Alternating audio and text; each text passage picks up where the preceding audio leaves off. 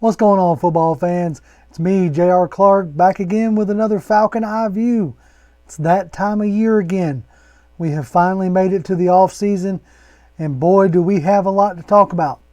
This offseason, we're not necessarily talking about like coaching and what changes are we going to be making there. This offseason, we're talking about how are we going to build this team? What moves need to be made? What moves should be made? We got a lot to go over. I mean, obviously we got the draft to talk about, but before we can really get to the draft, we need to talk about free agency. And before we can really talk about free agency, we need to talk about like our roster right now, I guess you could say. And like most of y'all probably know and realize that this roster this past year was not a good roster. It was a roster made up of a lot of one-year contract guys, guys who obviously didn't want to be here and may not necessarily meet the vision of Terry Fontenot and Arthur Smith. So in the coming weeks and in the coming months, we're going to be exploring who are some of the viable options that might meet that vision, that might help, fill out this roster to hopefully be competitive this season. Now, the cap necessarily isn't set yet. Well, it's close to being set. We feel like it's going to be somewhere around the neighborhood of $208 million. Some websites, depending on what you look at, show the fact negative $3 million or as much as $10 million. So right now the numbers are kind of all over the place. But regardless of where they sit right now, they're going to have to do more to free up more space because they have as it stands right now, I believe 9 picks in the draft that they're going to have to sign. And as it stands right now, you have 29 players under roster or under contract on the roster. So you've signed a good bit of like futures deals, but nobody really cares. Not cares. It's not the right word. Nobody puts too much stock into futures deals. A lot of teams sign a lot of players to futures deals, so that's not something we're necessarily concerned about at this point. But with 29 guys on roster, that means we have a lot of free agents ourselves. So let's start off by taking a look at who is a free agent. As you can see right here, this is a whole list of free agents, going into this new league year, which should start around March 10th. Now that's a long way off, but in the stops of like how you're building a team, free agency is the first stop. So I figured we'd take a look at the people who are slated to be free agents as of this moment. Now, there's a good bit of names on here that were starters that if you decide to let walk, you're going to have to replace. Whether that's a Dante Fowler, somebody in the chat always calls him Dante Failure, so I messed that one up. So Dante Fowler, or if you felt like you were going to have a role for Matt Gano because you signed him to a second-round tender, do you try to bring him back?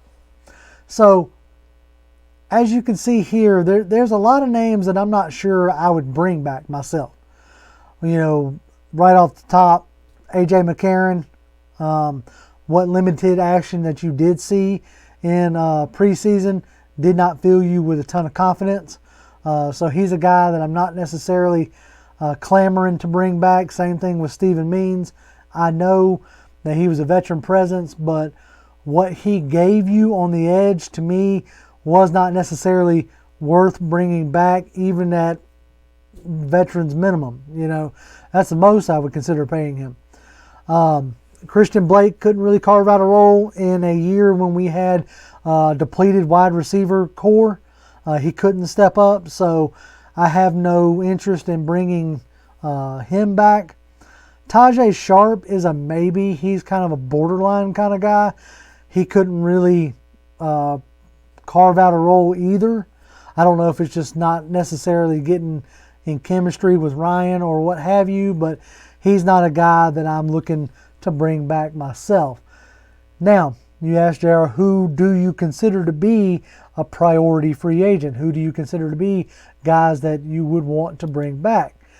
These are the guys that I myself would be looking to bring back, starting foremost with Younghoe Koo, our kicker. He was probably one of the best, if not the best kicker in the game this past year, or at least like stat-wise, you're rivaling right up there with Justin Tucker. You can see right there he made 27 of 29 on his field goals.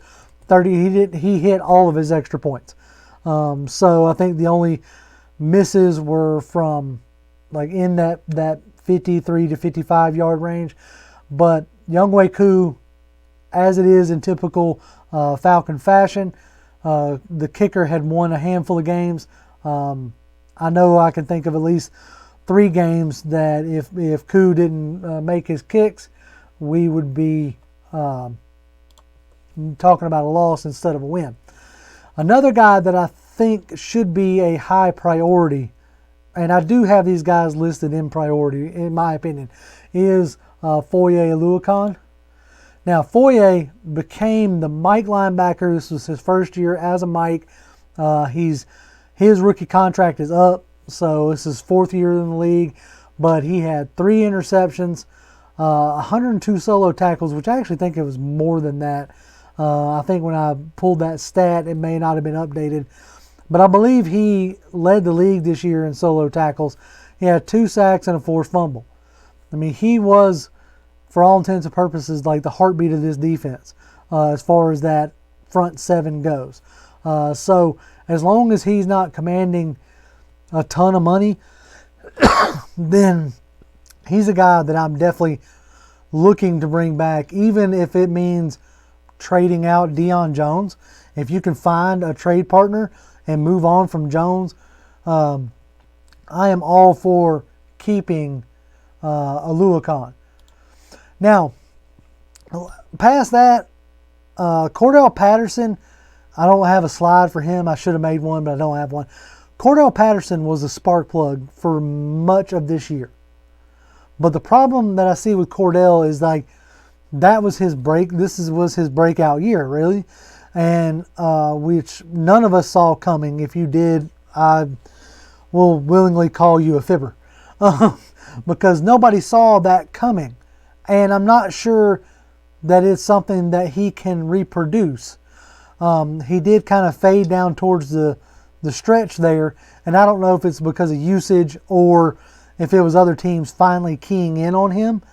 But as long as he's asking for a reasonable contract, then I am bringing him back.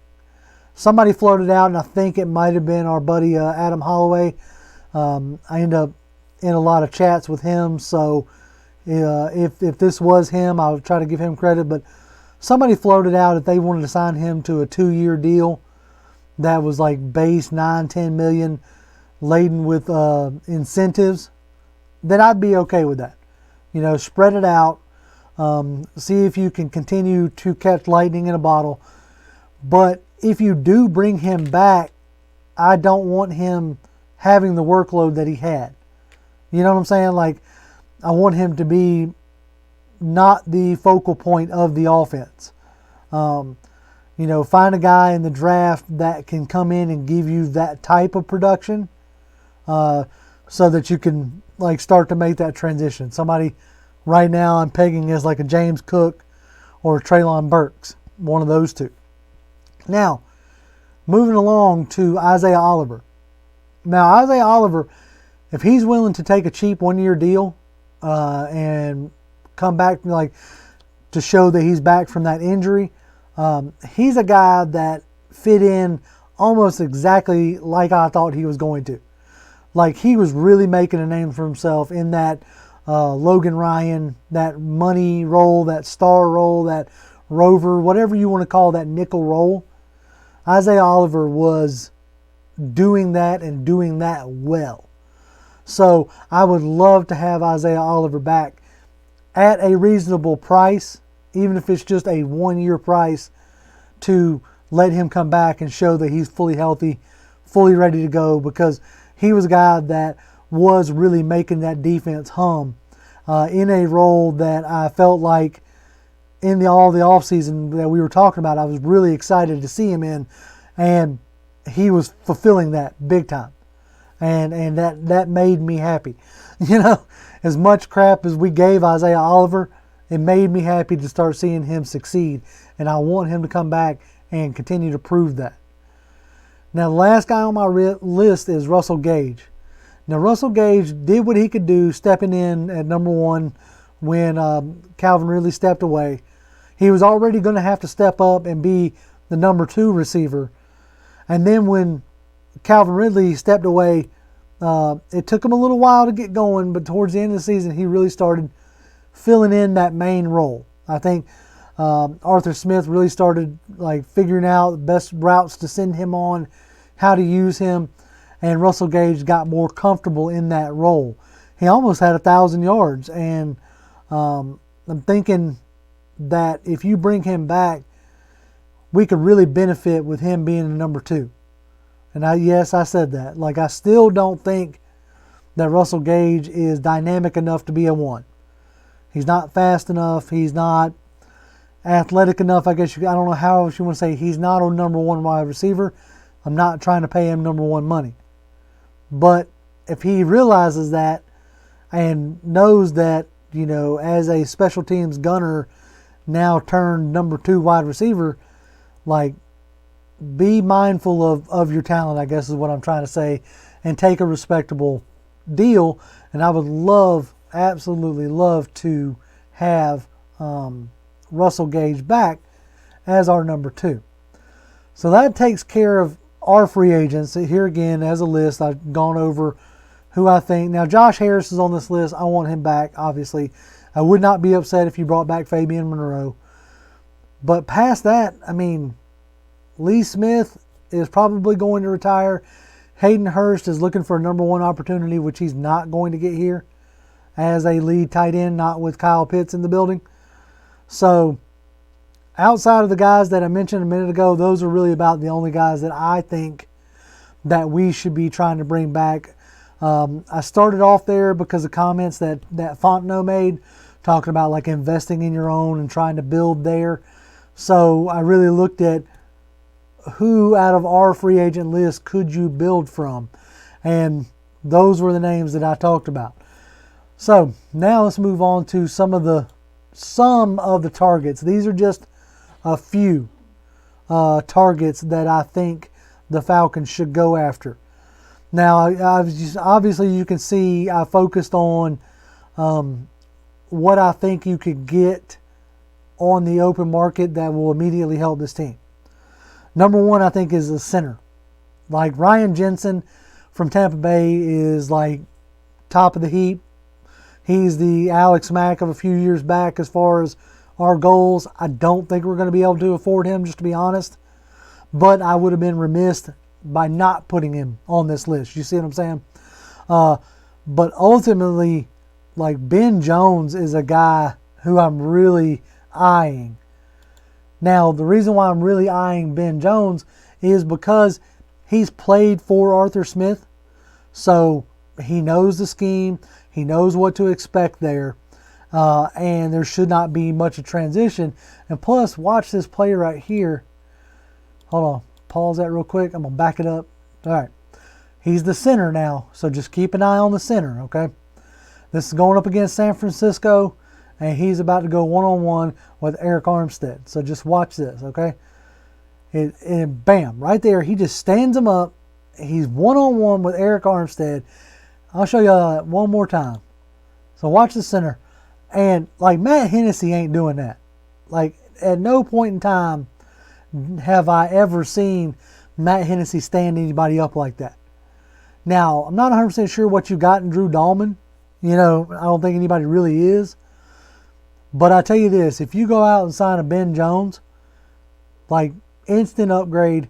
I'm even willing to give Jalen Mayfield a chance sandwiched in between 2 veterans. You see what I'm saying? Jalen Mayfield didn't have much of a prayer to begin with, and he definitely didn't have one with Hennessy to his right. But if he's got Jake Matthews and Ben Jones sandwiching, keeping him straight, you might see Mayfield take a step forward. But back to our target list. So Ben Jones is like pie in the sky for me right now.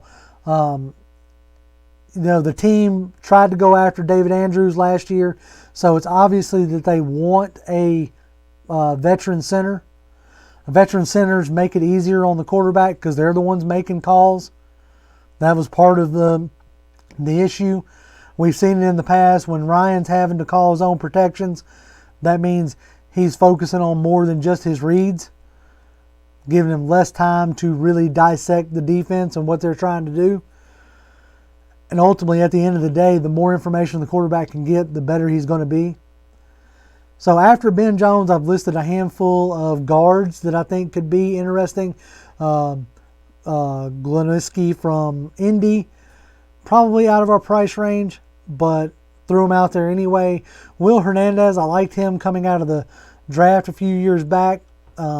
With New York being in flux now, he might be a guy that can, get slipped in the cracks type deal, and I think he's a guy who showed enough promise during the draft cycle. I know his early years haven't been great, but I mean, Wes Schweitzer is a viable guard now for Washington, so maybe we can get one of those type deals. Same thing with Austin Blythe. He could be an interesting piece. David Quisenberry used to play for Arthur Smith, so there's another familiarity. I would love to see Quisenberry come in. And this is like the guards are if you're out on Mayfield. Like if you're completely out on Mayfield, then I'm advocating, at least early in this process, I'm advocating for veteran talent on the offensive line. So that's why those are my top targets. Then we go to guys who I think the Falcons brass would be interested in. It's been kind of like if you look at what Dean Pease has coached with, what Terry Fontenot has had in New Orleans. These are like Solomon Thomas and Derek Barnett are two like bigger defensive ends. And I think those guys could be had for a decent price, especially Solomon Thomas. He'd be on his third team. Now that Mike Mayock's out in Las Vegas, he could be another guy that could just be a casualty of a regime change and could be looking for a change of scenery, So Solomon Thomas is a guy who, just right off the cuff, I'm interested in him and Derek Barnett, both for their size and their ability. Oddly enough, you might recognize that name out of the bottom. Charles Harris was a guy we had last year that I wanted us to keep. We didn't end up keeping him. We kept Stephen Means instead. But I would love to bring Charles Harris back. I think he led or was close to leading Detroit in sacks. So if they let him get away, he's a guy that I would definitely like to have back in the ATL. So there's kind of like your free agent primer. We're obviously going to be doing a lot more talk about free agency as we run up to it. But I wanted to take an initial look at where we stood as far as like our own guys and who are some of the like early targets that I feel like the team should go after. If you've stuck around with me to this point, we will not be having a live stream this week. Our new schedule will be bi-weekly streams starting next Tuesday at 7 p.m. So next Tuesday at 7 p.m. we will be doing a live stream. And then obviously we're going to be going down to the Senior Bowl and be bringing y'all a lot of content from there. As always, y'all can follow me on Twitter. I'm at Grim1128. Check out the website, p4patl.com. Me and Toby are doing a lot of write-ups on player evaluations, and be very interested to hear or for y'all to see that, and that's where we're putting up our mock drafts. So just go to the site.